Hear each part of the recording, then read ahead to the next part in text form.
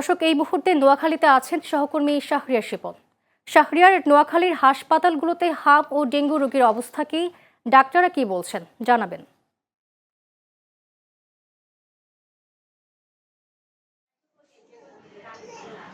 দীপা, আপনি যেমনটি বলছেন আমি আপনাকে জানিয়ে রাখি যে আমি মুক্তি রয়েছি নোয়াখালীর 250 শয্যা বিশিষ্ট জেনারেল হাসপাতালে। এই হাসপাতালে গত 5 মাস থেকে হামের উপসর্গ দেখা যায়। আপনারা জানেন যে সারা দেশে নোয়াখালীতে হামের উপসর্গ দেখা দিয়েছে।